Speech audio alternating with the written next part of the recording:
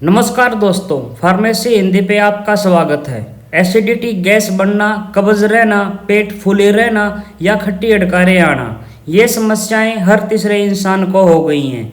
आज के इस वीडियो में हम आपको इन्हीं समस्याओं में यूज होने वाली एक दवाई के बारे में जानकारी देंगे। साथ ही आपको बताएंगे आप क्या एक्सरसाइज, क्या खान पान में सुधार करके इन तकलीफ़ों को नेचुरल तरीके से ठीक कर सकते हैं।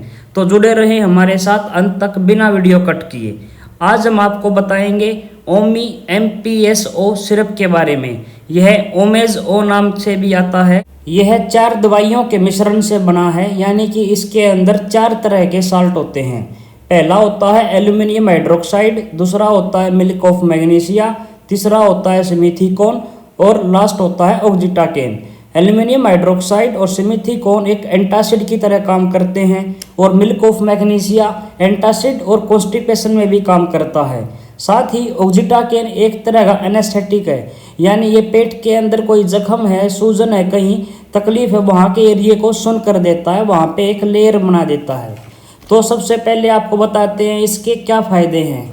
इस सिरप का प्रयोग एसिडिटी यानी गैस बनना, साथ ही कई बार एसिडिटी जो है बैक कर जाती है, जिससे गले तक खटास महसूस होती है, तो ऐसी कंडीशन में भी इसका प्रयोग किया जाता है। इसका प्रयोग कब्ज में, साथ ही इसका प्रयोग खट्टी अडकारें आती हों उसमें भी किया जाता है। इस सिरप का प्रयोग अगर आपके पेट में जख्म है, छाले हैं कहीं पे और एसिडिटी के कारण दर्द होता है पेट में बहुत ज़्यादा, जब जख्म पे लगती है एसिड, तो उस केस में भी किया जाता है। साथ ही अगर पेट फूला फूला रहता है तो ऐसी कंडीशंस में भी इस सिरप का प्रयोग किया जाता है। इस सिरप का प्रयोग अगर सीने में जलन रहती है तो तब भी किया जा सकता है।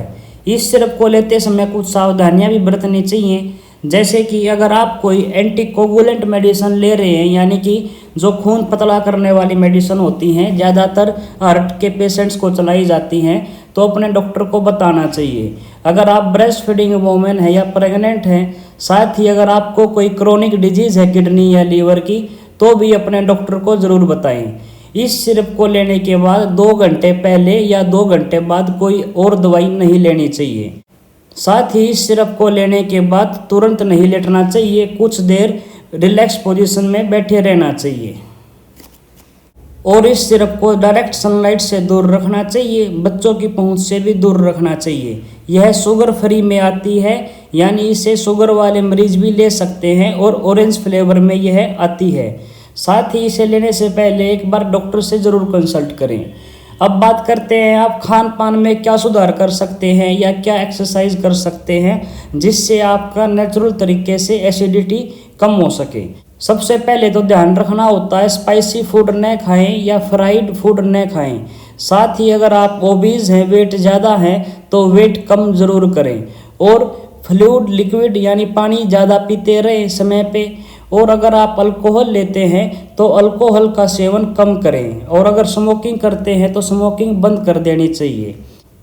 इस सिरप के कुछ साइड इफ़ेक्ट्स भी हो सकते हैं, जैसे कि डायरिया या फिर कोई एलर्जिक रिएक्शन हो जाना। अगर ये सिम्टम्स या कोई और सिम्टम्स ज़्यादा बढ़े तो तुरंत अपने डॉक्टर से कंसल्ट करें। हमने कोशिश की आपको इसके बारे में संपूर्ण जानकारी देने की। अगर आपका कोई सवाल या सुझाव है तो आप कमेंट कर सकते हैं। मिलते हैं आपसे अगली वीडियो में। Thank you.